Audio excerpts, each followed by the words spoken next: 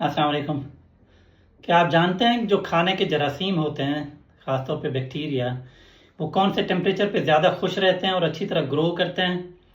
वो टेम्परेचर होता है 5 to 60 सेंटीग्रेड, यानी 5 और 60 सेंटीग्रेड के दरमियान में अगर टेम्परेचर हो जहाँ पे खाना रखा हुआ है, तो ये जरासीम बड़े अच्छे तरीके से ग्रो करते हैं और फिर बीमारी पैदा करते हैं। तो आपने करना ये है कि आपने टेम्परेचर जो खाने का उसको या तो 5 सेंटीग्रेड से कम रखना है या 60 सेंटीग्रेड से ज़्यादा रखना है। तो कम रखने का मतलब ये है कि आप खाने को फ्रिज में रखें। फ्रिज का टेम्परेचर याद रखें 2 से 8 सेंटीग्रेड होता है। या फिर आप उसको गरम गरम खाने को खा लें।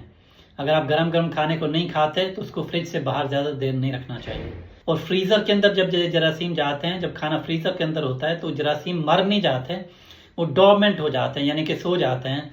और फिर जब फ्रीज़र से खाना बाहर निकाला जाता है तो वो फिर से ग्रो करना शुरू कर देते हैं। तो इसलिए फ्रीज़र से निकालने के बाद भी आपने कोशिश करनी है कि जल्द अज जल्द खाने को इस्तेमाल कर लेना है। और ये भी याद रखें कि खाने का ख़राब होने के लिए उसके अंदर से स्मेल आना या बदबू आना ज़रूरी नहीं होता है। ये जो हमारी ख़वातीन ख़ास तौर पर उसको सूंघ सूंघ के खाने को तो फिर कहती नहीं स्मेल नहीं आ रही तो खा लेना चाहिए, तो ऐसा नहीं करना चाहिए। खाने को हमेशा फ्रिज के अंदर रखें और फ्रिज से निकाल के फ़ौरन गर्म करके खा लें, या अगर ताज़ा ताज़ा है तो उसको गर्म गर्म खा लें, बाहर ना रखें ज़्यादा देर।